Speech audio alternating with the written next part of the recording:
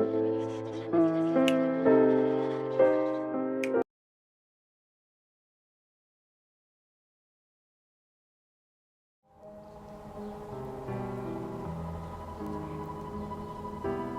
hated taking a break from work to eat lunch. He hated the fact that he had to eat. He bought some powder he could mix with water, which made a pale concoction that could be consumed as a meal substitute. It was disgusting and not filling at all, so he began microwaving sweet potatoes and eating them raw. This lasted for a while, but he began getting stomach cramps. Eventually, he landed on a peanut butter and jelly sandwich with an apple. He ate at his desk while continuing to work, and jelly dripped all over his keyboard. Deep in the cracks of the keys, a small civilization of intelligent bacteria sprang up. They had a government, a religion, and jelly-based technology that enabled them to travel to other disgusting keyboards around the planet. The bacteria also did not take breaks when they ate lunch, littering their microscopic offices with organic carbon. Another, smaller society was created inside the bacterial one. It also did not stop for lunch, creating a society of atoms, which created a society that split atoms, and nuclear explosions started happening all over Earth, eventually giving birth to a new dimension.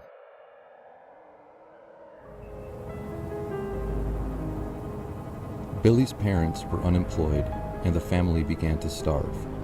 Eventually, so that their two daughters could eat, the parents came to the difficult decision to sell Billy to alien colonists on the other side of town who were recruiting soldiers to fight in an intergalactic war. During the long voyage through space to the front lines, Billy was trained and became old enough to fight. On the journey, he met a fellow soldier, Sprom, who was half human, half alien, and they became best friends. Sprom had lived on Earth for a while and was obsessed with human comedy. Billy was the only cadet around who understood his sense of humor. Sprom had been living on an alien planet for the last 2 years, working a dead-end job, and desperately wanted to return to Earth to pursue a career as a stand-up comedian. One day, while fighting an alien from another dimension, Sprom was hit with a laser in the heart and died on the battlefield. Billy looked at the inanimate corpse lying in the fluorescent mud. One of Sprom's purple, lifeless balls was hanging out from his army-issued shorts, and Billy let out a little chuckle. He would have really appreciated that death. It was too bad he couldn't see it.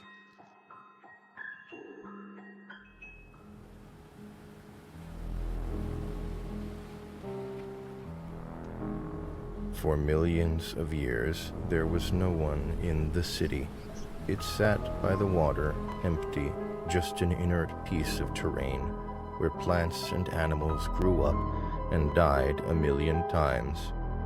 Earthquakes, glaciers, and floods passed through with no fanfare. Then one day, Sparla and her husband Jamqua saw the land from the top of a nearby mountain and thought it looked like a safe and fertile place to move their community. They came down from their vantage point and told a few others who were camping in a cave about the verdant land between a river and the sea. The group crossed the water with their satchels and built makeshift huts on the beach. As generations passed, the huts became houses, and the houses became buildings, and the buildings became real estate investment portfolios. The ancestors of these original settlers wanted to go to a new brunch spot, but there was a line around the block, so they went to the grocery store instead and got stuff to make pancakes at home.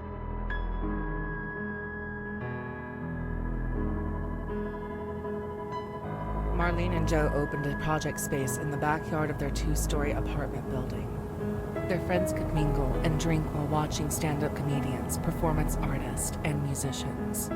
One of the comedians who used to perform there became quite famous and would sometimes still come back to do a set, as he was grateful to have gotten his start at Marlene and Joe's place. He even got Marlene a job as an assistant editor of a TV show he was writing and producing. The show was about an alien that came to Earth and wanted to be a stand-up comedian. The alien was trying to understand the humor of human beings and stumbled around awkwardly trying to make jokes.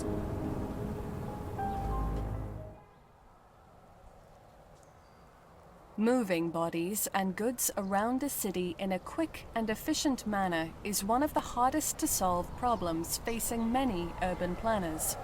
Tina was obsessed with the issue and, for a time, dedicated herself to solving it. She invented a light, noiseless hoverbike that could fold up, fit in a backpack, and be charged quickly in any wall outlet. She started a company, became a CEO, found a cheap way to manufacture the bikes, hired smart people, and became extremely wealthy. Soon, millions in the city were riding around on her bikes. The old, clunky cars from before were being disposed of in parks, on beaches, and in forests. Hoverbike traffic became a huge issue, with hundreds of accidents reported every day. Commuters began regretting the invention, but still relied on it. Tina was fabulously wealthy at this point and was studying rocket technology in her private research facility. She built a ship that took her to space, where she built the first home on the moon.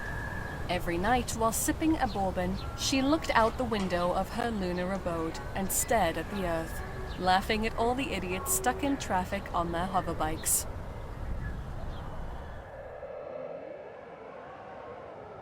Sue and Cameron had been married for a good 10 years, but in their 11th, things started to go poorly. Cameron had a crush on his co-worker, and Sue worked constantly and never wanted to do anything fun. Eventually, Cameron cheated on Sue, and they decided to get a divorce. Cameron moved to a different city, and Sue was left alone in a large apartment. She worked all the time to avoid her problems, only coming home to sleep for 6 to 8 hours. Her unemployed neighbor noticed this trend and began breaking into the apartment and hosting orgies and drug parties there during the day. The get-togethers became infamous daytime events in the unemployed and well-off sectors in the area. Sue's neighbor began charging a cover for entry and started earning quite a bit of money. Although he cleaned up well, Sue began to notice different smells when she came home at night and began to suspect someone was in her space during the day. One morning, she decided to call in sick and hide under her bed to investigate. When the daytime party started that morning, Sue decided to join in and had the time of her life.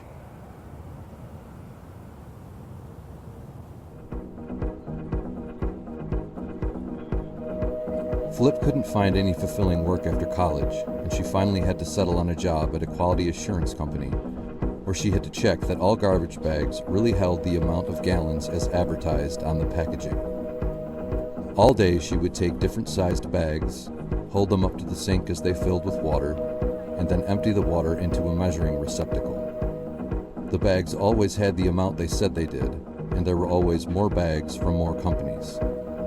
How many different garbage bags did the world need? Flip wondered. Flip also wondered if she was the only person in the world with this job, until she was invited to a conference of garbage bag checkers in some city on an island she had never heard of. She excitedly packed her bags and took a week off from work. The conference was wild. Garbage bag quality assurance checkers had great parties, and soon Flip found herself at an orgy, doing cocaine in the bathroom all night with her colleagues from all over the world. No garbage bags were checked that week, and evil corporations from all over printed incorrect gallon sizes on their packaging, deceiving millions of shoppers.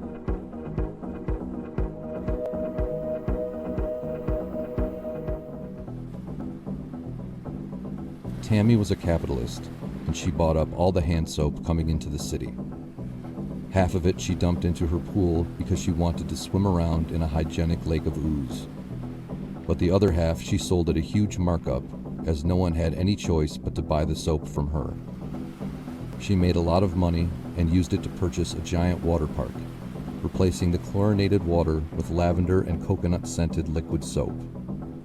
Extremely wealthy patrons could splash around in her sterile, viscous goo all day long. The park became a hit, and wealthy people from all over the world went there to experience it. Tammy's son was a fervent communist, though, and would pee in the soapy pools whenever he could.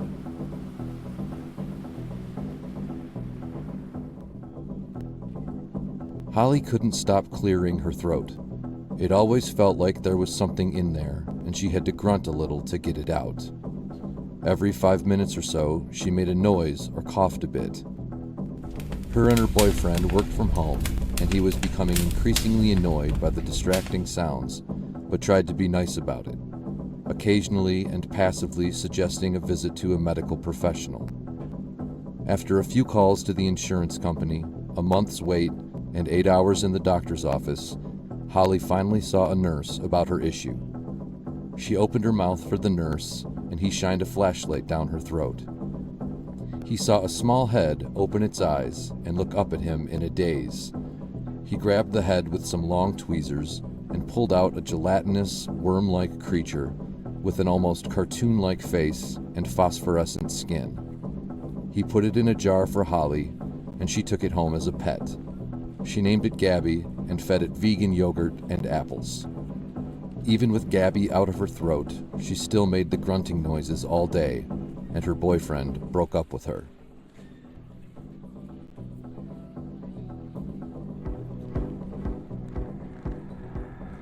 At his job as a waiter, Brian was friendly and outgoing. He earned a lot from tips and worked hard. At home, though, he was an asshole to his wife, Julie, and young child, Dakota. He didn't help out much around the house and rarely gave Dakota much attention. Julie decided they should take a family trip where hopefully they would bond a little bit. She found a good hotel by a lake, packed the car, and the next day they started the 7-hour drive up north. Brian complained the whole way that he didn't want to go on vacation, that he didn't like hotels or lakes or long car trips. At a rest stop, everyone got out to stretch, and Brian went to take a shit. Julie put Dakota in the back seat and drove off, leaving Brian behind. The two had a great time up north, swimming and relaxing. Brian walked into the next town over, got a job as a waiter, and lived alone for the rest of his life.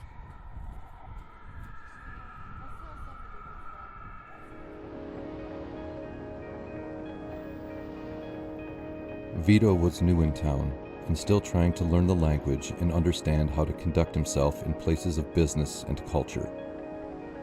He really needed a way to make coffee at home and saw a coffee maker in a store window. When he went into the shop, he tried to communicate with the owner that he wanted something cheap and simple, but instead ended up taking home a very expensive contraption. His girlfriend was happy about the fancy new item when Vito pulled it out of the box. It looked sleek, high-tech, and capable of delicious beverages. They screwed a few things in, pulled a few other things out, poured some water down a hole, plugged it in, and flipped a few buttons. Various parts of the machine spun around, some classical music played, and then a little yellow figure with beady eyes wearing a top hat popped out from a hole in the top and just said, "Fuck you." Vito was too embarrassed to return the mysterious appliance. It sat on the kitchen counter for the entire period of the rental lease as a daily reminder of what an idiot he was.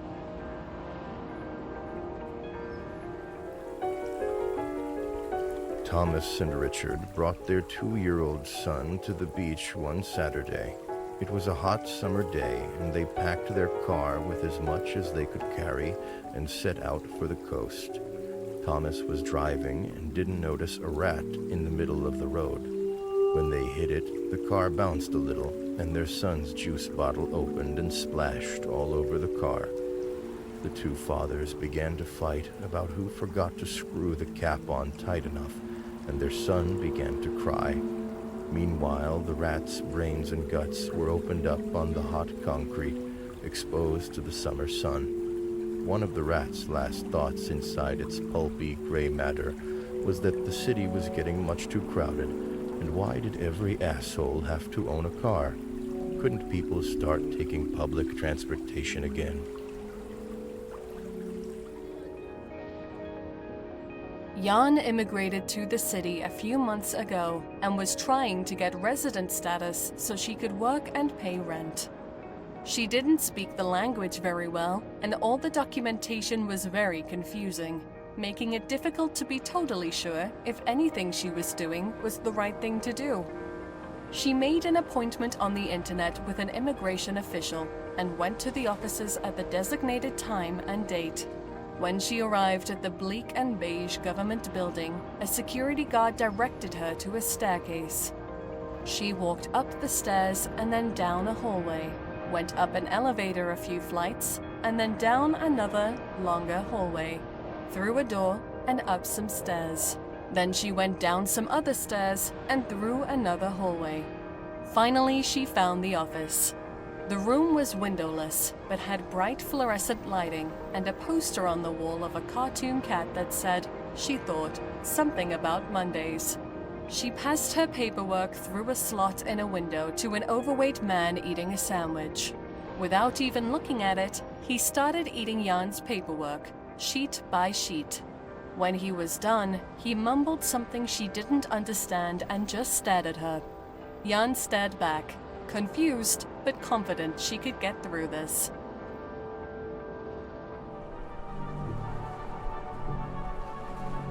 Cassie never told anyone about the little man living under her sink. His name was Bartle, and he was from an ancient race of tiny hominids who had managed to go mostly undetected for millennia.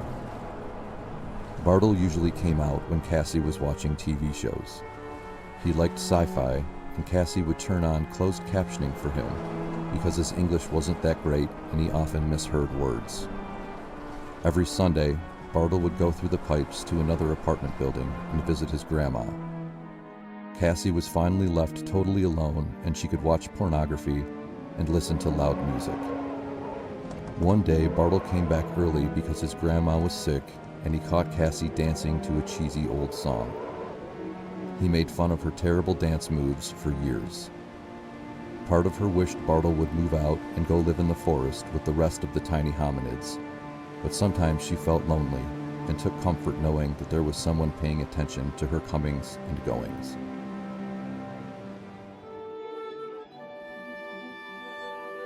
Naomi was a somewhat unsuccessful film director who made most of her money creating videos for corporate retreats and the occasional commercial for local businesses. When she first started her career in her free time, she started writing a script about a woman who had recurring dreams of a city, only to discover that the city actually existed exactly as she saw it. The woman visited the dream metropolis, fell in love with a resident there, and followed them around the town throughout the film, having bizarre adventures. Towards the end of the story, the woman discovered the entire place was an elaborate scam planned by an evil CEO to steal her imagination in order to carry out some deranged investment scheme. Naomi had almost finished writing the script, but then she got married, had 3 children over the course of 6 years, and totally forgot about her creative life. Her protagonist was fated to wander the imaginary city forever.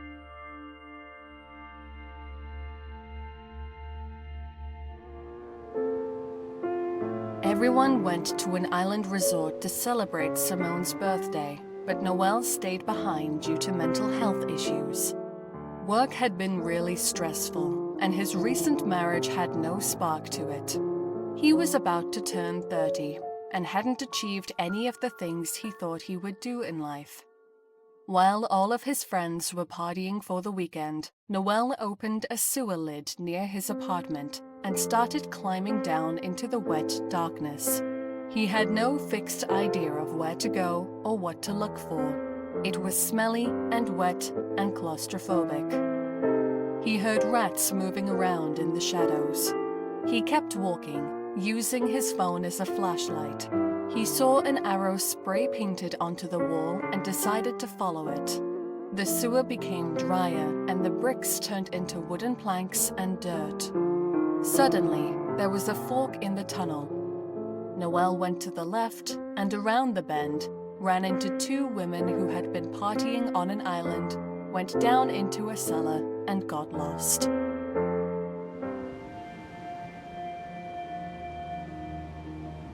Ian was obsessed with keeping his apartment clean.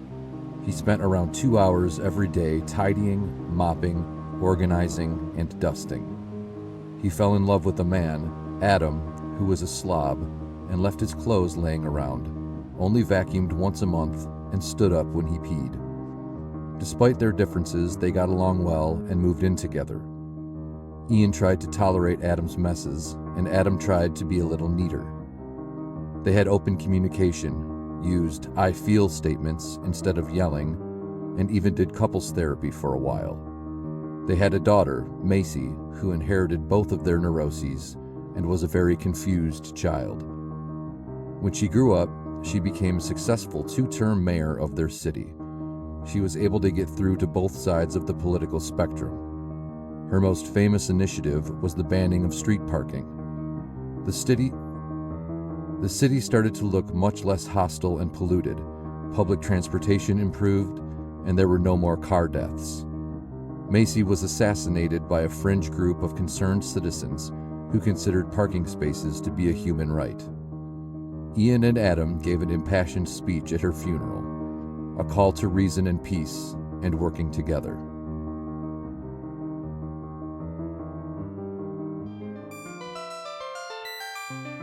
For a period of time, Raoul had a lot of success as an artist and was having exhibitions all over the world.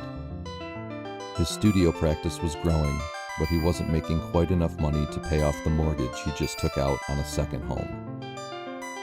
He decided to hire a few unpaid interns to help him manage his schedule and clean up his messes.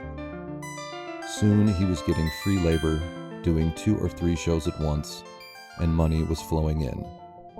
The pandemic started, and suddenly a lot of Raoul's opportunities dried up. No one was spending money on art. Raoul lost his second home and was struggling to make payments on his first, as well as to buy food for his family. Since his art wasn't generating any income, he decided it was time to look for jobs, even if just for a while. He went to a career opportunities website to see what was out there, but the only thing he could find were unpaid internships.